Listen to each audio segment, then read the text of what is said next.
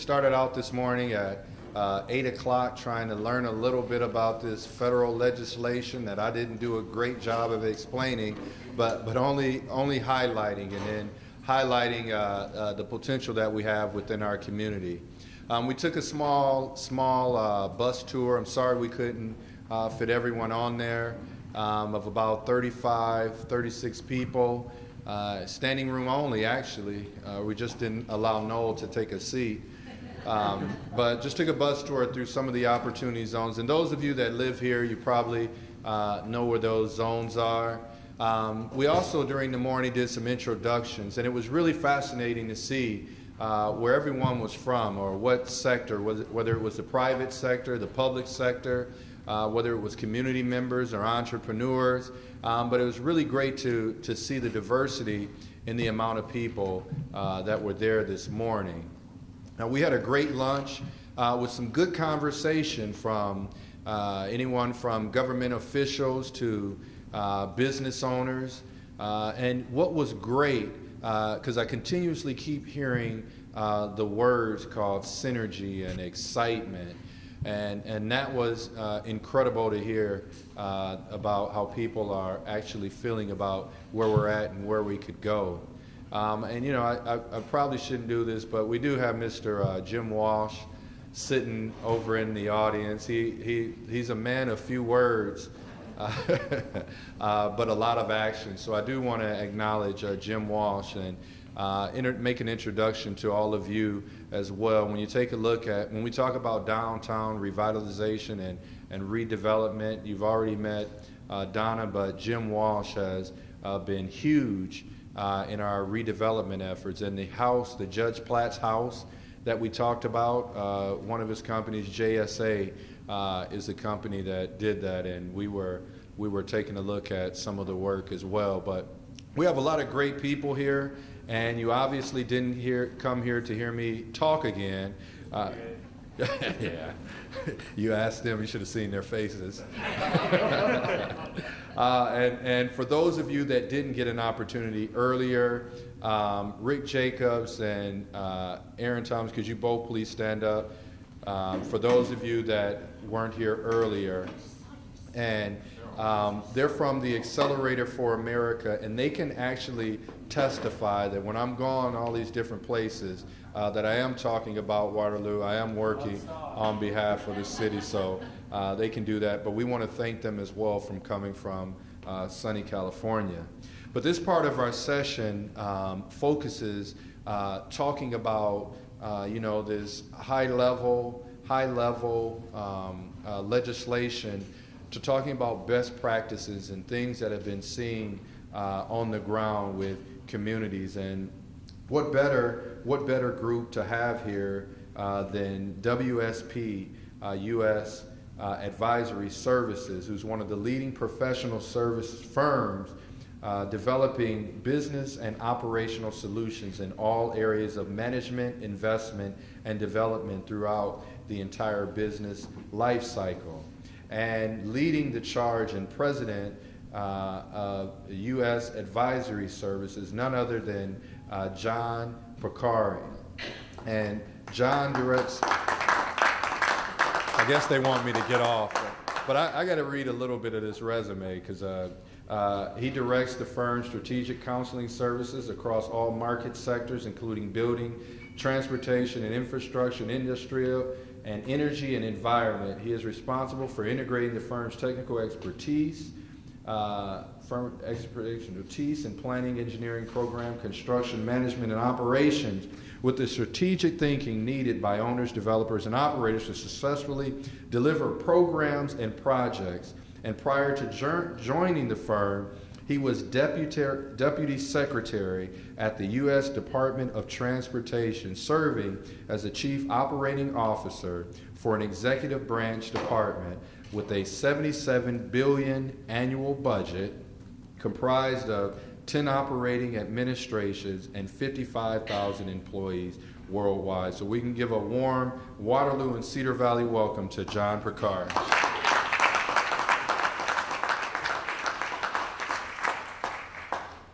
Thank you, Mayor, and good afternoon, everybody. It's really great to be here, and I just wanted to echo what the mayor said. The enthusiasm and the excitement is palpable. We all work in municipalities across the country, and it's important to remember that the innovation, the activity happens at the local level, and it starts with this kind of self-help philosophy where we are going to improve our communities. You feel it here today. And so I'm very optimistic about where we can go together and how we can work together. We have a presentation on opportunity zones, which is a very new concept, and think of it as one more tool in the toolbox that can specifically financially benefit developers in the opportunity zones. Waterloo's well positioned with its opportunity zones. We're going to walk you through a little bit of the basics of how this works, a case study, and a couple of things. One, I would urge you all to jump in with questions in real time. This needs to be useful and interactive. Don't wait till the end. If you have a question, if something doesn't make sense, ask us that. The second thing, Mayor, is we're thinking about next steps. We want to come back, we want to go away with a homework assignment here. And one thing that might make sense is if the city, if together as a community, you have a priority for one of your opportunity zones. If there's a facility, a project, kind of a dream project at the top of your wish list, we can take that as a hypothetical, work the numbers, and show you in financial terms how the opportunity zone works. We can layer on some other programs and projects, and you in turn can use that as, again, a hypothetical case in your discussions with the development community on how to move forward, going forward. So if that makes sense, think about what that priority would be, and then we'll huddle after this and figure out where to go. I got a couple of them I go to sleep with every night. Okay. Now that's a good mayor. I also want to introduce my colleagues. First, Stuart Sunshine, who runs our state and local government relations for WSP. He's based on the West Coast. He lives on an airplane pretty much. But Stuart is a great colleague who has done a great job of connecting the needs of communities to the kind of work that can assist them, and really appreciate that. And as I mentioned this morning, in every group, especially in a consulting firm, there's always someone who does the actual work. And it's not me. No, it's Andrew Peterson. And so Andrew, who you're going to hear from very shortly, is conversant in opportunity zones, has thought about how that fits here in Waterloo, and he's based in Chicago, so is available going forward as we think about how to work together on this. But maybe the most important context for this is the opportunity zones are one more tool. You have others there. You're starting with the one necessary ingredient, which is the will and the drive and the collective call to action to actually work on your community. We're proud to work with any community that's on the move. You clearly are here, and so really the kudos are to you. And Andrew, why don't you come on up and we'll get started.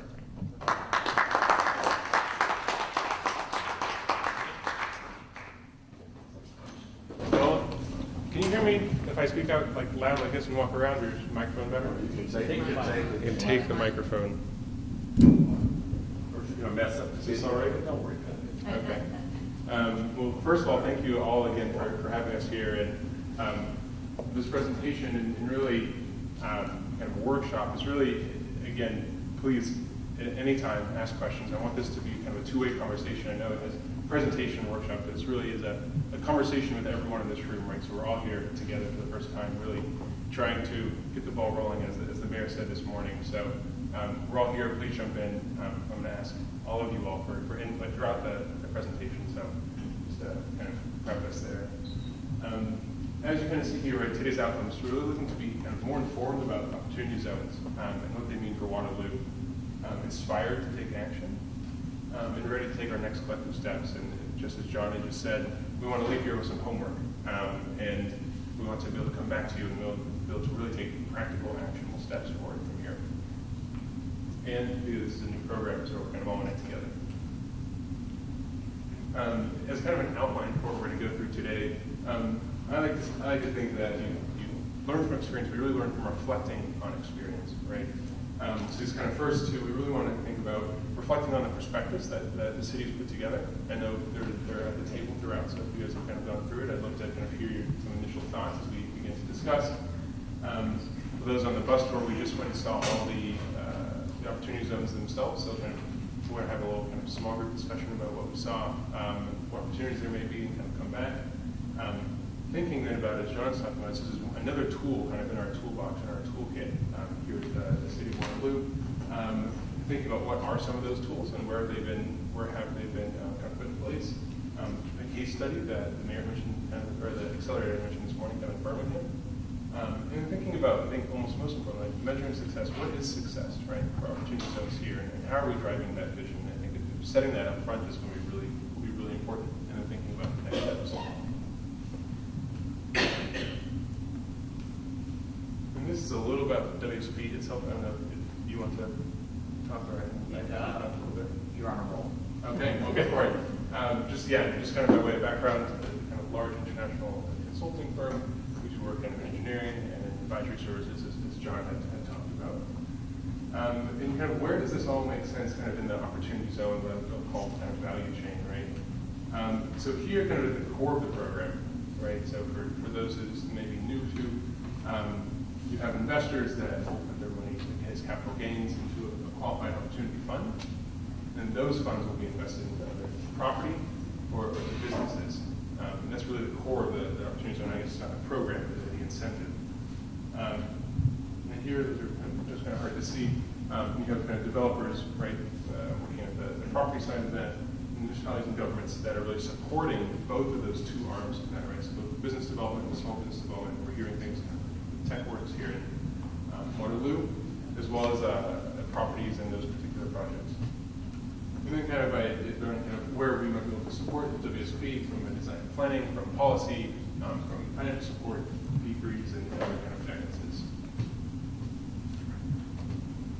And here's kind of just some text about it. But again, looking at policy direction, grant support, community engagement, infrastructure development, procurement, things like that. And again, kind of a large company, and the idea is we'll be able to kind of come from here and really bring to bear all this global expertise to really address some of the opportunities we have here in Waterloo. I want to know when the India office is coming up in Waterloo. We'll reach out to the India office. If you need somebody from Hyderabad. And that's kind of I just want to give you a brief background kind of to who we are and what we do. And I can kind of jump into a little more about the tax incentive itself and kind of into more of the discussion.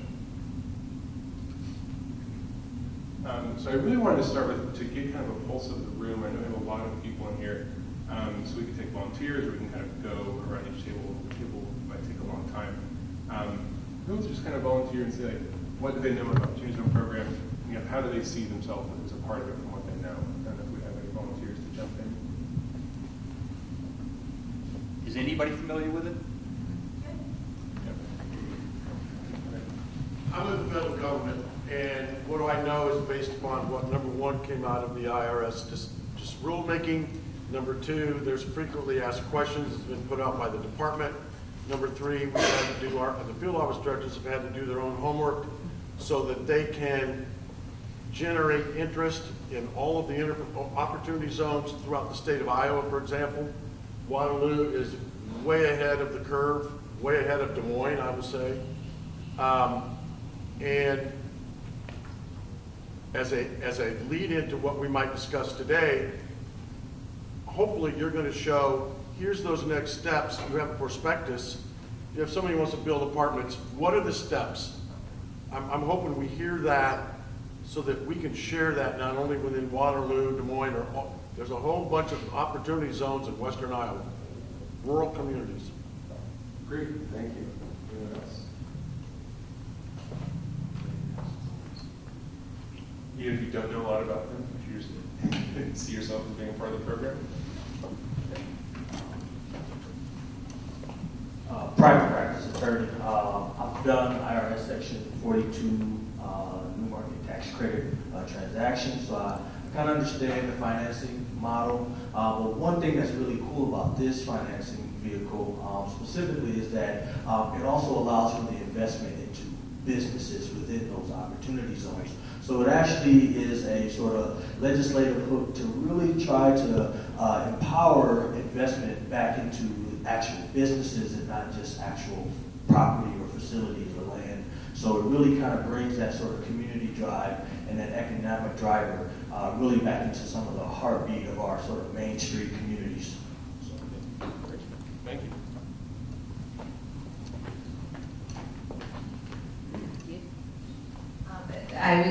The little I knew about the opportunity zones is what Noel taught us when he came to the city council. So I'm in a lot of trouble. That's all I know. Anyway, when Noel came to us with the candidate, so I know it all. It's probably half right. Yeah. Okay. So what I know, I learned from Noel when he came to us with the candidates of what we were going to submit, and we started getting excited. Obviously learned a lot more today. But I think a lot of citizens are going to think, gee, what can I do? Obviously, as a member of the council, I can be supportive with votes and all of that. But I think we can all be supportive just by being enthusiastic. Too many times we let the negative pull us down. I think this is a time for our community to just really rise up and support what all of you are working on. And I pledge to do that. Thank you.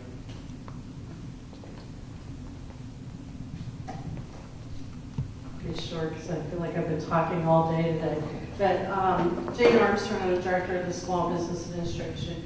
In addition to just typical economic development collaboration with us working with our federal partners in the city and bringing together all the pieces, being a part of that, we're going to be evolving and we're going to be having new initiatives coming out of the SBA, and we're a work in progress like always. But we do have, for lenders, there's some incentives for SBA lending. If a bank with reduced fees to get behind small businesses opening or startups and expansions into opportunity zones, as well as our 504 program, which is commercial real estate, is it's an economic development program or jobs creation program, and there are relaxed criteria on the jobs created under it. And of course, we have a number of partners that we fund to provide counseling and training to small businesses, including our small business development center that we partner with UNI on. And so there's the normal services that we provide through that, but more to come from the SBA. Thank you.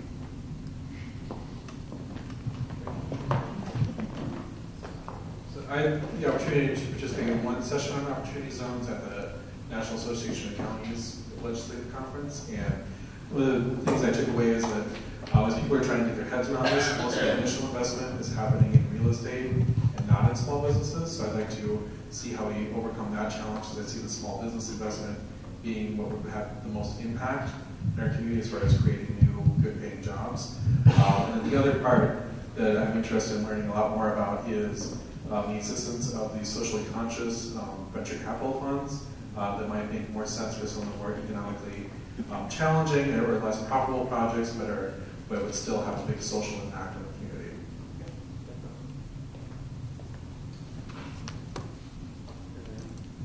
Anyone else? Okay, we'll move on along then. Thank you also for sending a little bit of pulse of the room for everyone's kind of seeing who's here and how they're involved and what they know about the program. So again, from our brief overviews, we have a few different levels of people who are in fluency in kind of this program. Again, as we kind of learned this morning, this is a federal tax incentive structure that was introduced in 2017 as part of the Tax Cuts and Jobs Act, with the idea that you're able to drive private capital into designated census tracts that are designated at the state level in every state across the United States. There are about 8,700 across the country. We, of course, have 3 here in Waterloo. And again, I just checked this number recently.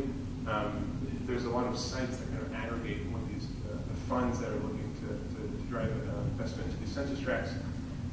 And the latest numbers I have are 133 funds seeking $29 billion. So you can kind of see really the breadth of the program, as well as the kind of amount of capital that is technically seeking to be invested in cities like Waterloo. Can I ask you a question? Where did you find that 133 funds seeking $29 billion? Yeah, so there's a few sites that I'll get to later, but there's a few kind of aggregators of these funds. This one is from Nocratic, which is the site that I often will go to.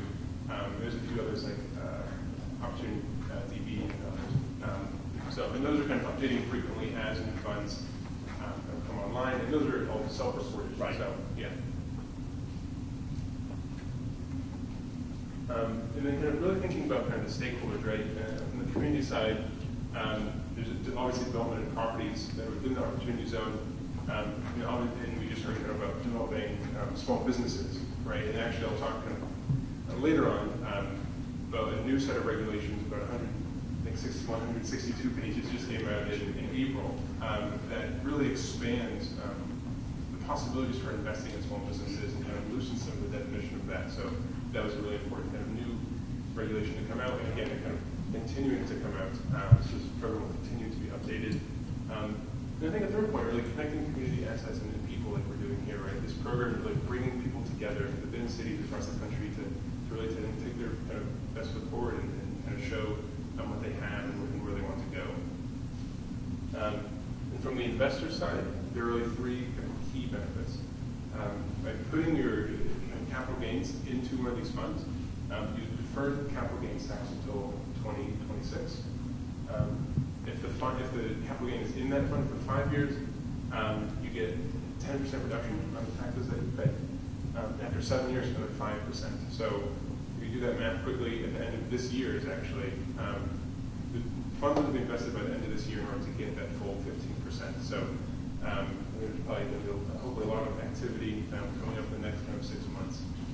And the largest benefit, and the one that is really kind of I think pushing this program forward, is if the money is in the fund for over 10 years, in one of these corporate opportunity funds, the capital gain that is made while it's in the fund, it's in for 10 years, is completely tax-free. So those really from the investor side are the three benefits of the incentive structure. And I'll pause there for questions. There's none. It's worth pointing out those are pretty extraordinary benefits. Yeah. If you want to, like, right? I mean, if you take $100, you know, or if you're John Macari and you sell your Apple stock for say vision, and you don't want to pay your capital gains tax on it, and his basis, because he's John Macari, is probably $100, so he's got a lot of gain. Then you put it into this qualified opportunity fund or multiple of them. And if you invest quickly enough, you reduce the gain, that $1 billion gain, by 10%. So now you only have a gain of $900 million. You don't pay tax on that first $100 million. And then if you leave it there, and you're John Macari, you're a very smart investor, and you turn it into $2 billion at the end of 10 years, you pay capital gains tax. You pay tax on the first $900 million, that first piece of profit, but you pay zero tax on the second $1 billion you just made. I mean, it is, on one hand, honestly, a phenomenal giveaway. That's what it is on one hand. And I think on the other hand, it's a phenomenal opportunity. And how easy is it to find these funds? Can we just go to our Edward Jones office? Can we go to our state administrator's office and find funds for investment? Yeah, so there are a number of websites that kind of put out, when we were talking about the number of funds and the amount, there are a number of websites that really aggregate the funds that will kind of put themselves up there. So there are places you can go to look for them. You can start your own if you'd like. They're self-certified. And it really is, it's anything that the federal government tax from capital gain. So it's property, it's art, you sell art, there's stocks. I mean, it's really kind of very broad. But if you're going to go look for them there, have them towards the end, and I can send out more information. There are a number of sites to go to look at it. And they will also kind of designate kind of what they're looking to invest in, where they're looking to invest, and other information as well.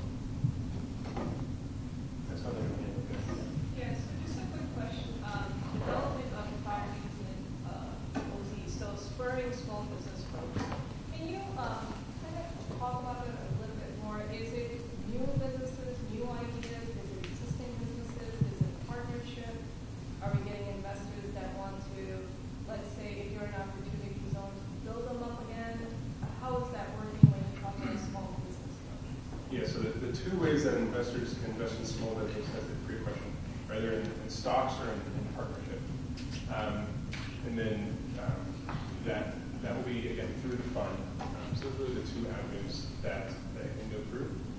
And what qualifies as a business that you can invest in, and this is just recently happened a month and a half ago, is either half of the hours worked kind of from the employees of the business are in an opportunity zone, and half of the amount that's paid to the employers is in an opportunity zone, or if like half of the assets of the building or of the business are in an opportunity zone. So those are the three avenues that qualify a business as a qualified opportunity zone business. And yes, you can get a partnership or stock if that's helpful. So if it's an existing business, somebody wants to come in and you meet all the criteria. Somebody wants to come in and say, hey, I want to be your partner. I mean, I don't know anything about this program, but it sounds really interesting for me as a small business owner. So they'll come in and say, hey, I want to put in $1 million, and not stocks, but let's say as a partner, are they guaranteed a certain portion of your partnership? Is it 51-49 that they become in the driver's seat, or how is that work? I don't believe that's clarified in any of the kind of regulation or legislation. Like that would be between you and the investor. So they can come in, get their tax breaks, invest in a business, and then everything is pie-based. That's between the small business owner and the investor. Is that? Sorry? So basically, an investor is coming in, let's say it's $1 million. They're going to get their tax breaks. But when they go in and partner with a small business, that's a private deal that the investor and the small business can make, being Yes. in an opportunity zone. Is that Yes. how I understand the program is working? But again, it's so different than anything else the government's ever done. Right. It is not a program. It's just a tax break. That's all it is. Now, it's a lot, but it's just a tax break. And, you know, this administration doesn't feel that government maybe should regulate a lot. And so you do self-certify. Yeah, completely self-certified to reform to that, yes. I'll speak up. Yeah. Any more questions on this piece of it? Okay, we'll keep on rolling on. So kind of, and again, a big part of this, kind of, what are the possible next steps that we can take kind of in the city? This kind of first one, right? Draft investment perspectives and vision. We've got one. It's on your table. The kind of next two that I really want to talk about today are kind of identifying the zone needs and priorities, and this is really going to be the kind of reflecting on experience, right? So we're here. We've heard a little bit this morning about what these zones are. We went on a bus tour. Then thinking about kind of what tools we have in our toolbox to really drive some of this investment. And as John had kind of just mentioned, we're looking at like building a business case around some of these ones that, particularly the ones I'm sure the mayor gets can't sleep with at night, and trying to really think about what that next step is and developing a more detailed perspective maybe on just kind of one or two of these properties and these opportunities. So everyone to take a second now. So we have a kind of prospectus in front of us. Some of you I see have been kind of going through it. Obviously some of you have developed it. And just kind of have a discussion around, here's of course the kind of title slide, and here's at a high level, right, kind of by the numbers, by the assets, and by the zones. Just kind of have a discussion about the process, the lessons learned for developing the prospectus, kind of any questions that we may have. It may be helpful for those who this morning, if you want to just go through a little bit about at a high level the prospectus itself.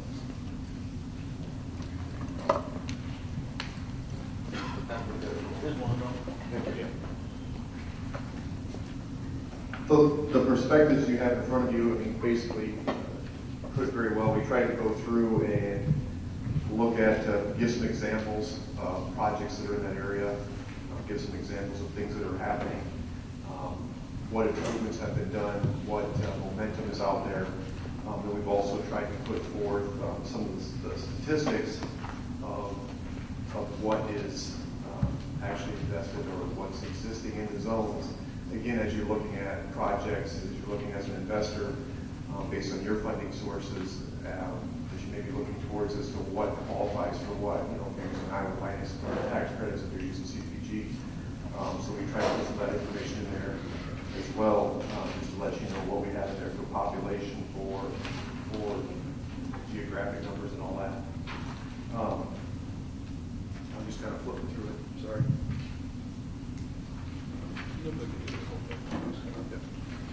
No, just, and of course we put in there some of the information of contacting the Waterville staff. You know, we see ourselves very much a part of the process, and that we kind of talked about a little bit before, morphing what local incentives we may have there to help make the projects move ahead for the investor and for the business.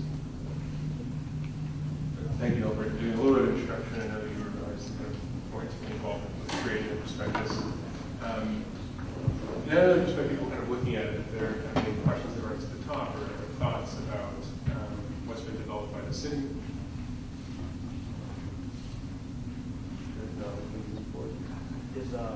Can you speak to some of maybe the impact drivers that maybe kind of select these particular tracks?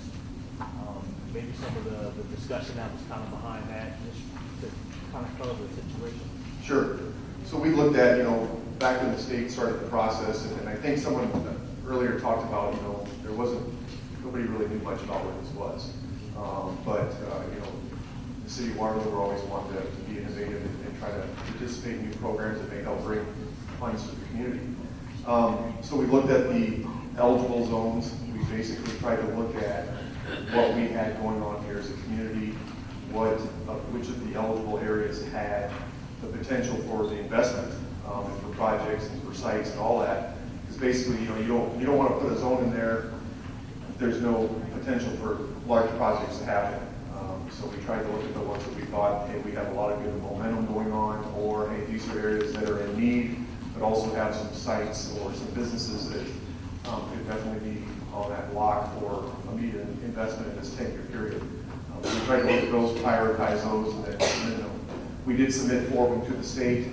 We honestly thought we'd get maybe 1 or 2, based on there's only going to be 62 statewide, and we were very fortunate to get 3. So can I say one thing too? Yeah, of course. So it's good, you know, the opportunity zones and the three that we have here, those tracks. It's something to just talk about it. So I'm the generality person. They're more specific and technical. But so in order to be able to attend the event in Palo Alto, we had to come up with the prospectus. And those that know anything about opportunity zones know when we got the information from the state, we had a very short time to put things together. We had to generate the data, find out unemployment rates, find out where there's a little bit of synergy to move the needle, where we can have some projects that are ready to go. So we entered four, maybe 5 different projects. The state, the governor's office selected 3. So we had to get those things done really quickly. But also, when we talk about these other communities I mentioned a little while ago, when a developer or someone wants to invest, or when someone says, I want to be a part of the opportunity zone, what are we handing people? And so this prospectus is a way to talk about the general areas, and it's a tool that I don't know how many I think 45, 50 cities across the country have to be able to put that information in front of people instead of just showing them a general map. Now we're giving maps of ours, but our prospectus goes a little bit further into those areas. So we looked at a few of the projects that are currently there that could possibly be potential, but the tour and in those areas you'll see there's a lot more potential than just a few projects. that we highlighted. But we showcase this in Palo Alto, California, along with 30, 40 other communities. And Waterloo, Iowa was right there in the mix as well. So that's how that all came to be. And Van der Waal helped us put this prospectus together. Thank you, Mayor. So, kind of building up that, I think now I want to take some time. I want to hear some time kind of after tables, how we have kind of introduced the prospectus. People are kind of, everyone's going through it. Actually, just take about 5 minutes, I think, and just kind of be at your tables, talk to everyone who's kind of going through the prospectus, and we'll kind of come back then as a group to really talk about these zones we have here. And some of us just saw on the bus tour. So we'll probably take about 5 minutes and just kind of, again, discuss your tables, what you're seeing, what you're reading, what you're thinking, what opportunities you see in these zones, and things that you want to bring to the city and help drive. So we'll take about a few minutes and just do that. Thank you.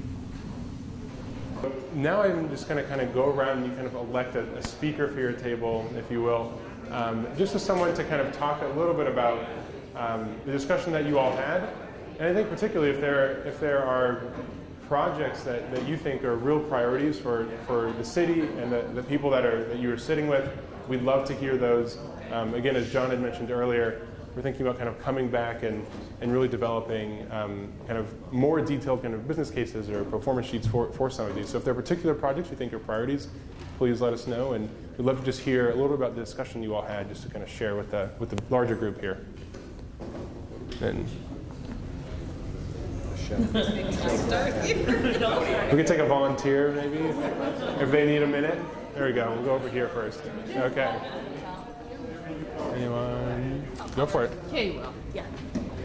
So our group thinks there's a lot of awesome opportunities. I think we are in agreement that the convention center and a hotel would be really key to bringing people back into the community and really helping with economic development. Great. Yeah. Oh, and then, you need me to repeat it? Okay. Okay. And the courier blog. And the career? The courier blog. Oh, the courier block. Okay. And say who else? We could. Oh, there you go. We didn't identify any specific priorities, but we did sort of outline some really cool kind of discussion points when we're starting to evaluate some of these priorities. Some of which Stuart Sunshine really advocate for, and that's those shovel-ready projects, as well as having diverse opportunity within that project. The reason why is because this can easily be a lot of private capital going into private interest, and so the diversity of the project will really sort of help identify and help allow for there to be more public-private type of an interest that's really being met, to really sort of maintain that sort of stability and kind of viability going forward. So just kind of thinking about those as we're identifying priorities. That's exactly what we thought, but you said it much better. I'll sit with them now.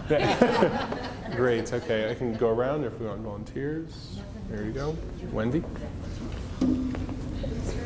Our table talked a lot about small business and entrepreneurs in those zones and identifying what the needs of those actual neighborhoods are, and then matching up entrepreneurs with those needs and making sure that the city is also focused on the small investments as well as those big capital projects. Great. Thank you.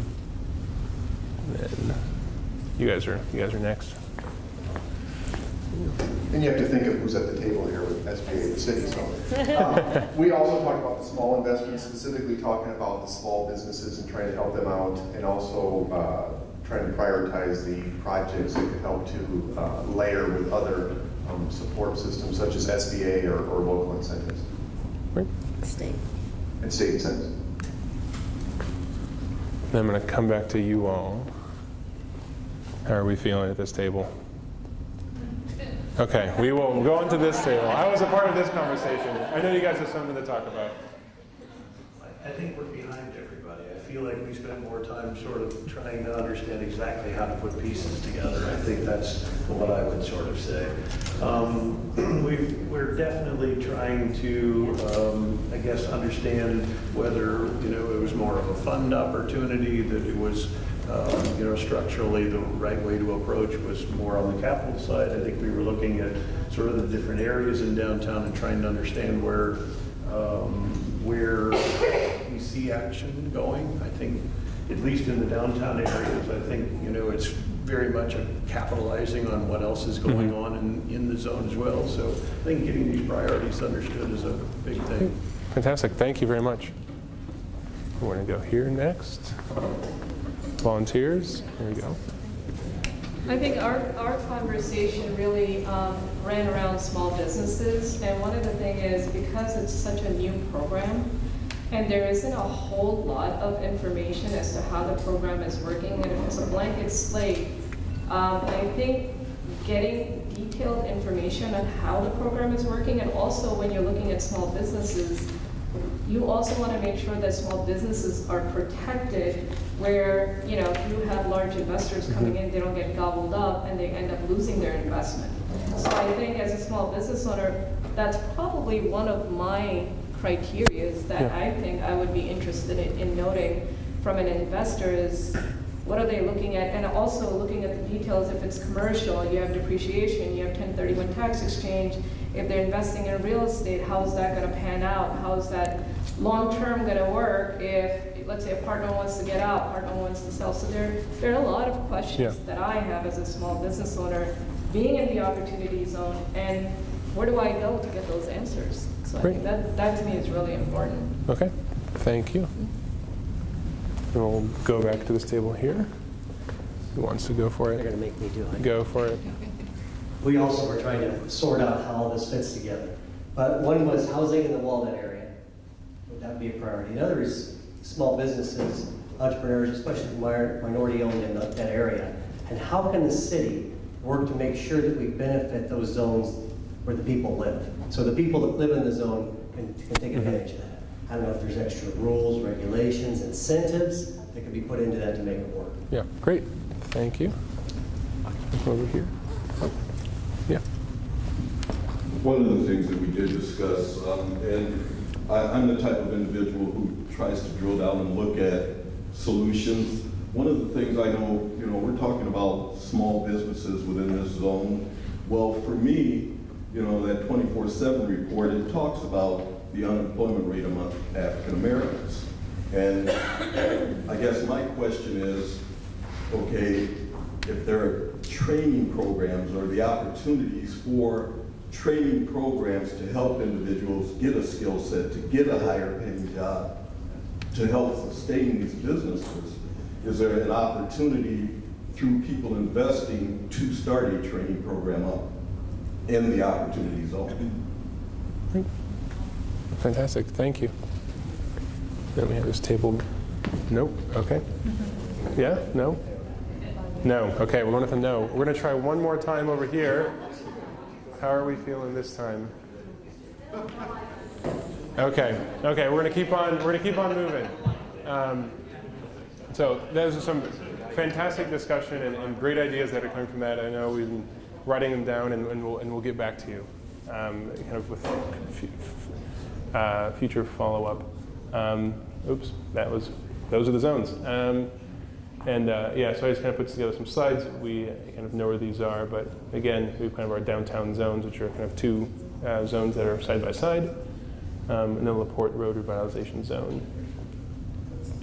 And now I really kind of want to get into what are some of the tools that cities have been using kind of all around the country to really leverage this tax incentive to spur development.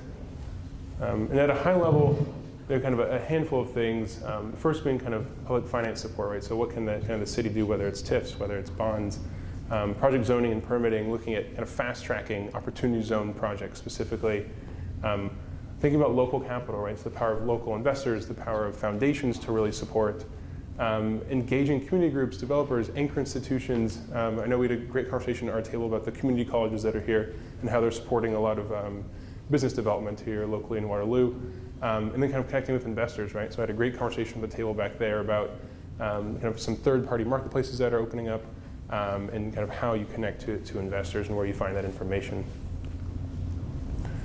And kind of just going one by one here, so kind of from public finance, right? We have bonds, TIFs, we talking about layering tax incentives, which has been kind of an ongoing conversation kind of from the many people that I've talked to here. We heard a lot about kind of how the city is kind of contributing land to some of these projects, and some kind of federal grants that actually have been kind of given out for projects specifically in opportunity zones. And this little dough support at the bottom is just kind of noting that things that we can do to kind of to support the city and the developments here. And again, kind of any questions, just interrupt me. Kind of in zoning and permitting, right? Looking at kind of reducing permitting times, looking at kind of equitable transit-oriented development, allowing for kind of zoning variances, waiving developer fees, and different inclusionary zoning requirements. So we've definitely heard about how this incentive can be kind of really, we both want to be intentional, we also want to be inclusive of everyone in the community, right? And how can our kind of zoning reflect that? Local capital, so looking kind of like local investors and foundations. I know we have a few foundations here in the room. And some examples, and this kind of really, best practice kind of varies really across the country. Some foundations are really kind of putting in dollars and kind of providing first loss guaranteed capital for some of these projects to kind of lower the investor risk. Some are kind of really working on behalf of communities to minimize displacement. Others are kind of coordinating and communicating and kind of teaching residents about this incentive structure, which we'll get to a little bit more later. And I just put some examples in there, and those are kind of big national foundations. And but again, kind of providing first loss guaranteed capital, and the Rockefeller Foundation actually kind of providing support to the city. The first city they're working with is Newark, on really helping to educate kind of the residents of Newark about this program.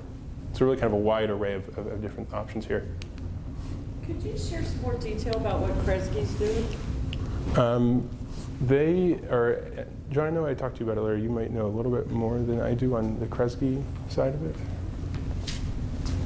Yeah, this is more the historic role that Kresge's had. And as one example, in the city of Detroit, when Detroit was actually hit bottom, Kresge, along with the Surdna Foundation and a number of businesses in the Detroit area, banded together with Community Foundation and others to actually build a light rail line along Woodward Avenue. Kresge was an early grant supporter of that and underwrote actually part of the cost of the project.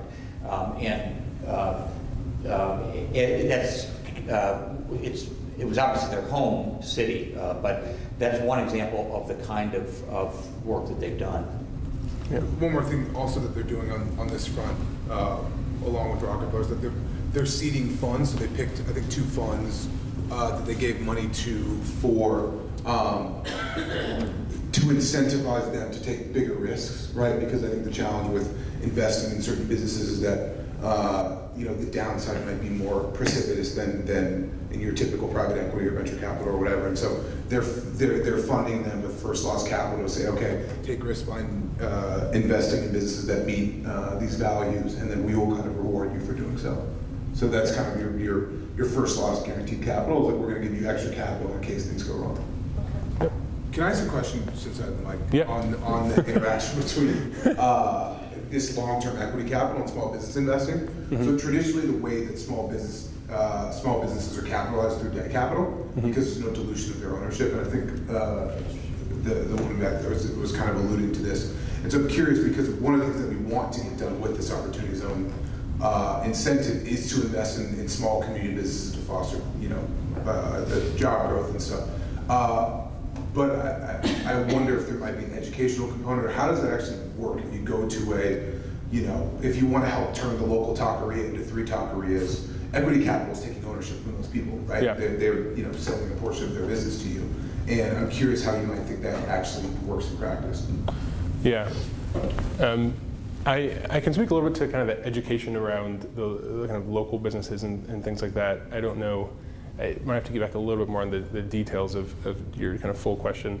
We're going to talk a little bit about kind of a case study in Birmingham, and as part of that case, as part of Birmingham's inclusive growth kind of initiative, a big part of it is actually they're looking to educate 500 residents of the city of Birmingham about opportunity zones. So it's not directly, I'm deflecting your question a little bit, but it really is kind of getting to, I think, what is one of the most important parts about this incentive is really educating people kind of throughout the city on the options that they have.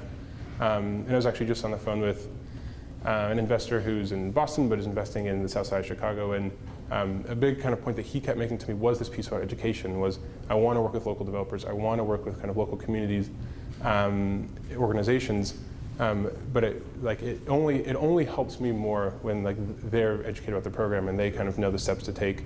So again, I don't know if I have a great answer for your question, but that's, yeah.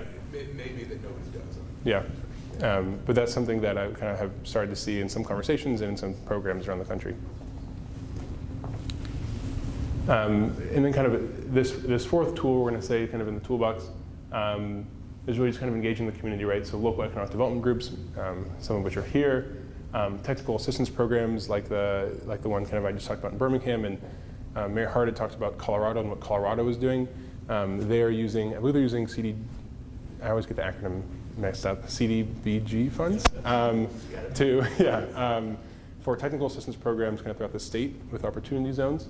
Birmingham is also kind of putting together like different local advisory boards, so having both the community advisory board to ensure the voices of residents are heard, and kind of also a business advisory board, so kind of getting the two sides of that coin.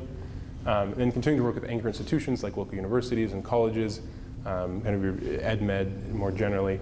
And then kind of this example down here that we actually heard a little bit about this morning. And then engaging investors. So this is kind of a question I heard at a number of the tables. So kind of on the left side we have, as I mentioned, there's a number of kind of databases that host these funds that if a fund has been created and they want to kind of get their name out, right, they will put their name on a number of different websites, two of them which are here, kind of Novogradac, and I think it might be an I at the end, so I might have misspelled it, it might be an A, an Opportunity DB. There are also kind of third-party marketplaces like Opportunity Exchange that are really curating a lot of these projects. So if you're a city, you kind of put your projects on this third-party marketplace, and kind of so when investors go to this marketplace, they can see the different projects that you have in your city and can think about what they want to invest in. And some kind of states are actually kind of formalizing their own initiatives or websites to kind of curate the different products from around the state. So this is kind of happening at all levels. And I just put kind of a few examples of different Midwest funds here that I kind of found online. This first one, Connect Up Integrated Capital Fund, specifically has mentioned Iowa in where they want to invest.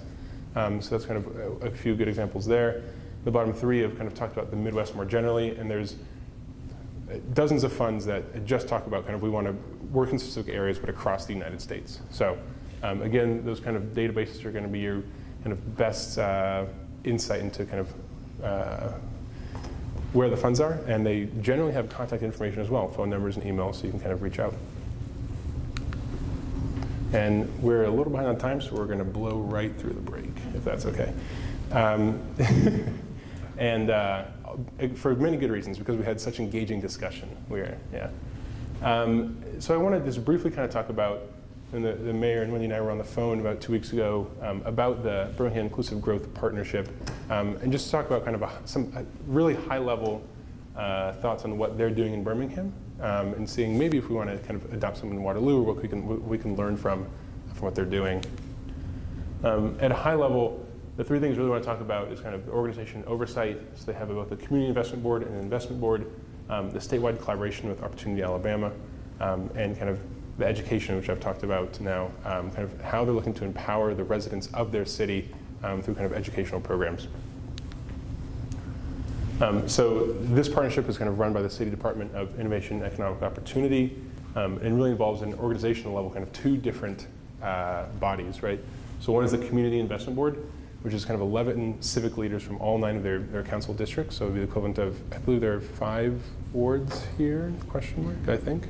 Yes, and then probably some at-large. And they help to kind of identify projects that align with the community and really ensure that the community's voice is being heard kind of in these discussions really at the city level. And there's also kind of on the flip side an investment board who are really business leaders that are kind of really care deeply about Birmingham as a city. And they oversee what's a public benefit organization, which is kind of privately managed and kind of manages the big fund. So you kind of, again, get, the idea is you kind of have everyone's coming together at the table, both from the business side and from the community side, to really deliver projects that are successful for the community as a whole. With statewide collaboration, I kind of have just at the top left, just looking at Opportunity Alabama. So they had supported Birmingham with strategy and marketing and kind of asset analysis. In other states we had mentioned, so Colorado, kind of at a statewide level, has an Opportunity Zone coordinator, and they're working in technical assistance grants like I just talked about. Maryland, the state has actually, I think, now signed legislation expanding kind of Opportunity Zone tax credits at the statewide level.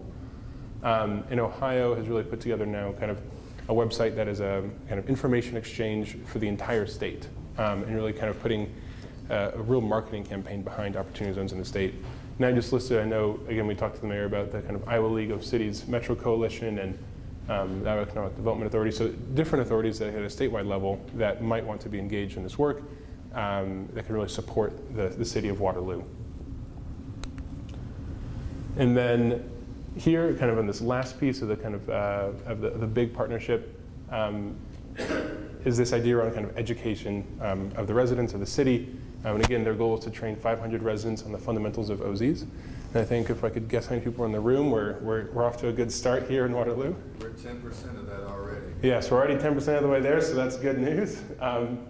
And so that is their goal kind of by the, I think the date they had picked was, I think it was June 1 of 2020. So yeah, so that's kind of one of their goals. And again, I think it's some of Aaron's question is kind of what kind of educational opportunities are around for kind of local businesses and developers potentially. And that was speeding through the big partnership, but hopefully that was a helpful case study to kind of see what else is going on around the country, what's kind of seen as best practice right now. And now I really kind of want to think about how we're measuring success for this program here locally in Waterloo, and we'll kind of break into small groups again for discussion on a different topic. One of the most important things that I think that is hopefully will soon be part of this program is really kind of federal reporting requirements. So when the bill was actually kind of passed into law, before that they stripped out the reporting requirements, so kind of understanding the impact of the bill, and it's now been reintroduced as of about a month ago. Has not made its way into law yet, but hopefully it will. In the meantime, there have been a lot of kind of municipal best practices that have popped up in terms of what should we be measuring to ensure that this program is a success. And that at the end is kind of what I want us to talk about at our tables is what does success look like, right, for this program in Waterloo, right, and how might we measure it? At the federal level, they're kind of considering looking at, from a general reporting standpoint, the number of qualified opportunity funds, the amount and compositions of the assets held in those funds, the percentage of qualified opportunity zones that have received investment, and the impacts and outcomes looking at job creation, poverty reduction, new business starts. And then kind of on the investment side, looking at total amount of investments made, the type and locations of investments, and the type of activity that's supported, even down to the kind of square footage of properties and the number of kind of full-time employees at businesses that have been invested in. So again, this is something that is not law yet, hopefully will be, but kind of this is what might be illustrative of what the federal reporting requirements for this kind of incentive might be. At kind of a local level, when you're looking at best practice, this is kind of what we're seeing is you're looking at kind of measuring just information about the opportunity zones themselves, right? Thinking about kind of what's the mission statement for our program and our zone. Basic fund demographics, looking at community engagement. So are these funds really engaging with the community? Are they engaging with local NGOs? Kind of what is the narrative like of community engagement? Or are they just kind of putting in money and not really engaging with people locally? And then kind of thinking about, again, with the size of the investment, what's the location, back to community impact, right? Are we creating jobs, right? Are we reducing poverty? What kind of entrepreneurship are we spurring entrepreneurial activity? And particularly kind of measurements that are specific to the fund. So the fund really wants to it cares a lot about sustainability, right? Are they investing in kind of green infrastructure or not, right? And that's a measurement that is obviously important. And then thinking about lasting community impacts, I've had a few questions on this, but kind of what are these investors doing at the end of these, say, 10, 11 years when they're exiting these funds? And kind of what's a kind of responsible way to exit these funds? And this very much is kind of in progress. I don't know. Obviously, it's a ways off before this happens. I was kind of on the phone with one of the heads of policy at the think tank that had really kind of the Economic Innovation Group that had kind of pushed this, come up with this idea. And talking to her, I think they're still again formulating what exits look like responsibly.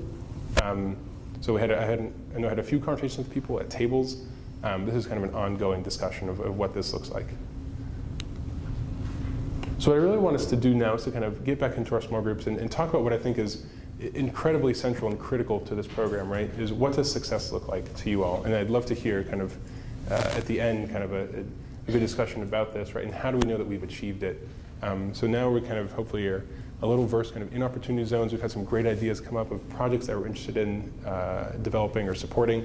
But kind of going back to those initial ideas, right? What does success look like? I think is going to be very critical. And how do we know that we've achieved it? So probably take, yeah. Can I ask a question?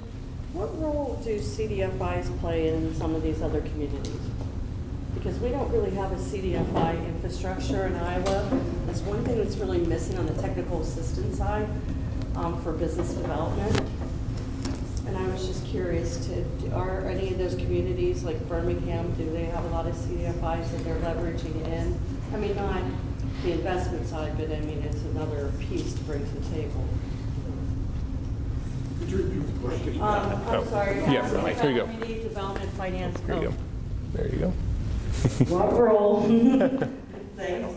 Thanks, yeah, Steve. What role do federal development or community development finance institutions play in some of these other success stories as far as bringing the technical assistance model to it? With us missing that community development piece in Iowa, do we need to have that infrastructure or some of that in place too to help with some of the business development? So we have very few here.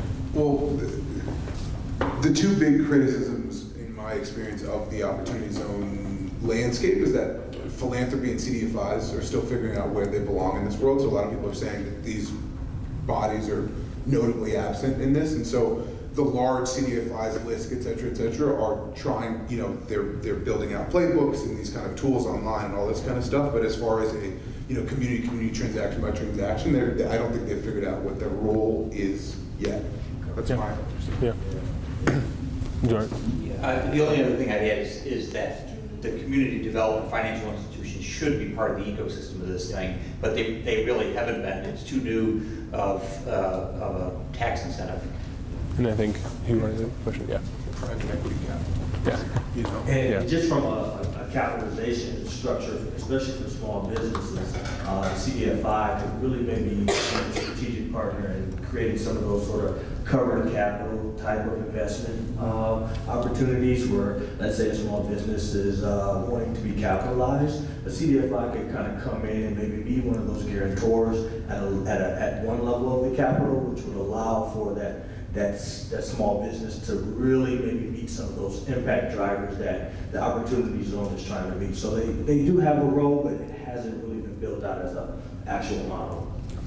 Also, just to touch on something else that Aaron mentioned in a related way. Well, first of all, let me go back to CDFIs. In Chicago on Friday, the CDFI group there is getting together, and they seem much more organized than any other city we've seen so far. They're at least trying to figure it out. But the other piece of this that is interesting is philanthropy. And if you look at a capital stack where you're trying to entice, I keep using that word, investment, so the city can give concessionary finance, right? The city can say, well, you do it already, we're going to give a piece of ground away or whatever you're going to do. The city can help with zoning. The city can help with expedited approvals. But sometimes it's necessary to de-risk an investment further, depending what you're trying to do. And that's where philanthropy can play a role, whether it's a program-related investment where they actually invest in it, whether there's like Cressy is apparently doing with, but you could do that locally. It's also possible to give grants for some of the technical assistance. So I think again, to me, the opportunity zone opportunity is pretty simple, and that's both a problem and a possibility. And so the possibility, though, depends on how a community organizes itself, which is why we like the investment prospectus tool. So again, I would say where you don't have the CDFI infrastructure, philanthropy can help fill some of that role. And did you have a? Okay, we're good. Wendy? Can we mix the groups up a little bit? Yes, feel free to mix the groups up. You can get around and join a new table. And yeah, again, talking about what does success look like for this program in Waterloo, and how might we measure it. We're getting close to 3 o'clock here, so we're going to do kind of a similar go around the table, and we'd love to hear what your ideas again were on kind of what you all think kind of constitutes success for this program, which again I think is so critical and so important to this discussion, is to making sure again that we're intentional, that we're inclusive, and kind of defining that up front, what it looks like. So, do we have any volunteers to start? There you go. Yep. Am I speaking again? Yes. Yeah, we've anointed you. So we talked a little bit about, that would be great to hear. Okay. Great to track things. One of the unique things about this is, since the legislation was drafted in 2017, you can't normally go back to the census tract official from 2010 or something and see exactly the amount of jobs and all that in there, but we look at American City and County news updates or estimates and all that. But we really thought that really looking at jobs created, also jobs retained, and new construction in the census tracts as best we could, to see what was happening in there. We also talked about entrepreneurship and education and how we can get that expanded in these census tracts for the opportunities. And lastly, tax values. I see the CFO's here, though she's yapping right now. But tax values in the area, so we can look at, because obviously once you have a new business go in, it'll increase the tax value of that census tract, but it may also positively impact numerous other businesses around that, so to look at that for measures of success. Great. Thank you. And how do we, I'll hold off there for now. Let's see, we'll go around. You guys? Okay. We're gonna, okay, we'll go here. Anyone? Table of two? What Noel said. Here, we've got finger pointing here, so. Yep, there you go. Ditto, but reducing unemployment in those census tracts and advancing a project that had either been stalled or was probably never going to happen before. And that would really be success. Yeah. That's great. Joel, did you say increased population? Okay, we'll add increasing population as well. And do you guys have, here you go. In addition. Yeah. In addition to the ones mentioned, we mentioned increased population, job opportunities, and tax base, but increase in income levels. Okay, great. Okay, and I think if anyone has anything else on how they're measuring success, we'll finish it up now. Mayor gets reelected. Mayor gets reelected, okay. Oh, go ahead and speak to it. We've got some very specific measures right here. No.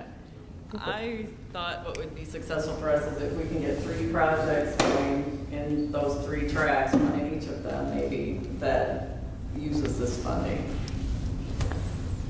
Great, yeah, that's a great measure of success. So 3 projects in each of the tracks would be a great measure of success. And then I left my clicker over here, so I'm gonna, thank you.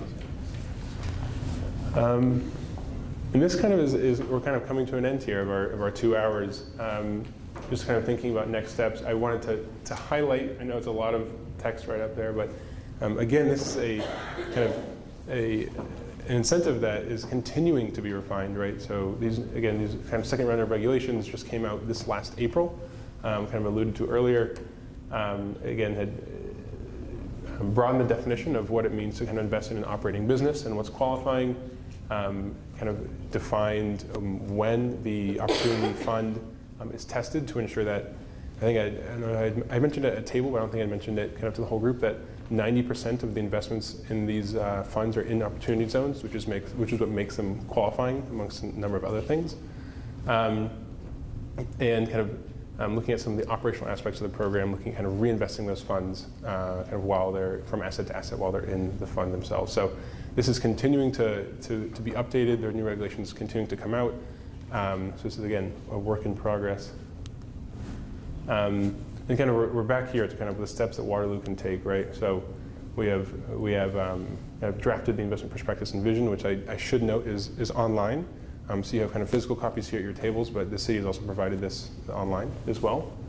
Today we've looked at identifying needs and priorities and thinking about kind of what tools we have here in Waterloo to really move this forward and thinking about kind of what constitutes success. And from here we have some really kind of concrete ideas, I know, of projects that we want to move forward, of successes that we want to have here in Waterloo. So really then is about kind of, again, we've already started kind of connecting these needs and resources, right? And we'll kind of continue to kind of build a business case for some of these projects to really get off the ground. And moving forward, and we have a little bit of time. If anyone kind of wants to talk about, I think this is yeah. I mean, those are two very similar slides. Just thinking about kind of any key takeaways or kind of next steps that we see. I'm happy to kind of take it from the crowd a little bit. And then that's really it. That's all we kind of had here. So if there's any key takeaways that people had, things that they learned, hopefully there's a few things that they learned, that you all learned, and then kind of any next steps that you see. It'd be great to hear.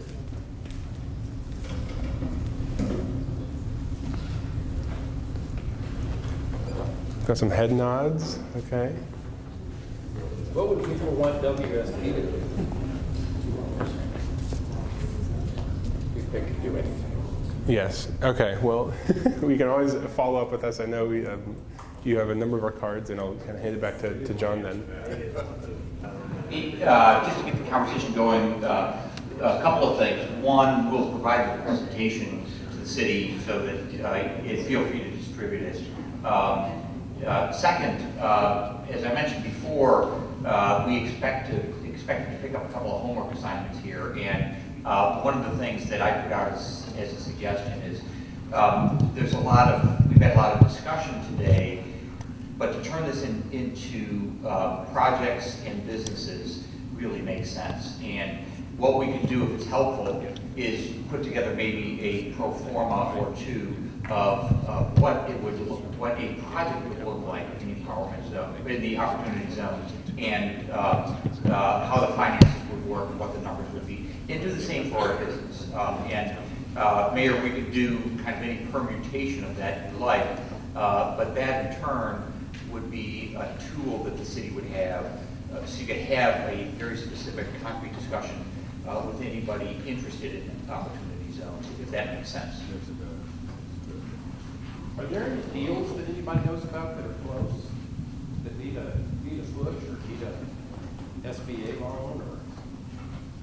Yeah, I was thinking about, you guys are all from LA and. Well, he's not. You're not LA, I'm sorry. You guys are Don't LA. lump me in with that. I was just thinking, Magic Johnson and the investment that he did in the community, and now we see LeBron James doing some similar things, and he's getting into a lot of franchises like Blaze Pizza. He's one of the big investors and different things like that. Do you know of anything like that, or anybody with the roots here that you can kind of capitalize on a little bit? I'm just just identifying somebody with roots here. I mean, LeBron James obviously he doesn't have Iowa ties, but if he's investing a lot in the Midwest, there, is there anything that to? I'm a Laker fan. Yeah. There you go. That's enough. Okay, so there are a couple projects right now that are in the works with a little bit of gap in those projects. We can't necessarily talk about those projects right now, this audience, and I'm not trying to say that we're holding anything back, but would a person that's in negotiation and have a small gap want us to let when it's not even about? So we have about 3-4 projects with those gaps that I'd like to sit down and maybe communicate with you or communicate with the group to see how we can bridge that together. But there may be someone in the room that is looking at a large multi-million-dollar project that has not been made public. So that one I'll probably hold off just for a little while. Sure. We were given the clearance to talk about Rocky's project, and we had discussed that with them, and that's the one we pushed. So we were given clearance to highlight that one as well, and that was shovel ready and ready to go. But so I don't know if you kind of understood. Yeah, it's like, is that your question? Yeah. I'm just trying to think outside the box, or if anybody knows of anything, So, trying to spread the discussion. I mean, I don't have anything specific I'm bringing to. so this is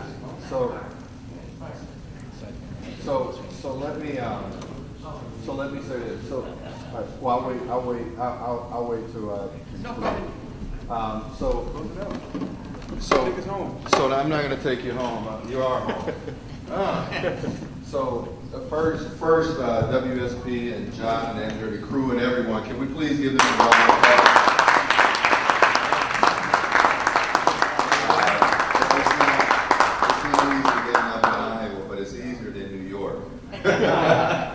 So we thank you very much, and I almost called you Mary Grace. Rick and Aaron, can we give them a round of applause for it? So I want to give you all a round of applause as well. And so this is part of the challenge. There's some very great things, and there are a couple of nuances in between, which is very much so why we wanted to have the conversation and begin moving and pushing the ball forward here as a local community. So one, this shows the need for more galvanized conversation here locally about this. You hear about Birmingham and them educating the residents that live there, as well as working with some of the businesses and the local investors, because in Birmingham there was also a bank that stepped up, and they're working on the state level to infuse dollars within the community. So that's a model that we can potentially use, which was talked about. Rick had mentioned the conversation with our foundations and their ability to be able to reach in and hold the gap, and people can give in that direction. So that's a conversation that still needs to continue on. Our board of supervisors here, Chris just walked over and said, well, can we do this, this, and this, and maybe we can do this, and maybe we can partner with this to fill in a gap here and there. This is just the beginning of the overall conversations that need to take place about this. So I'm going to talk to the folks here a little bit later tonight and go through some more real concrete steps, whether it is having this OZ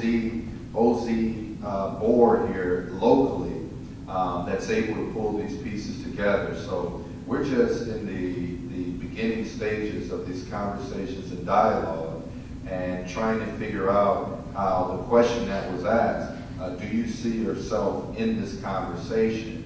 And if not, how can we make it so that you feel a part of what's taking place on multiple levels from the offices or positions that you hold? So this is just the beginning. But one of the reasons why I appreciated the conversations with the accelerator over the last year and a half, and its other areas is transportation and innovation that's a part of the accelerator. It is that people and businesses and folks didn't feel like there was enough information to be able to give you the tools to be successful. And that's why we're here, that's why we're having those conversations, and that's why we'll continue to do this. So this is just the first meeting of many more meetings to come on this conversation about how to bridge this community and create the best opportunities that we have for our opportunity zones. So very appreciative of you all for being here. I think, Wendy, we have some small door prizes for our folks. You won't, I'll go. But we just have a couple items for our visitors here. Here is just a small token of our appreciation. Yeah, this is Iowa.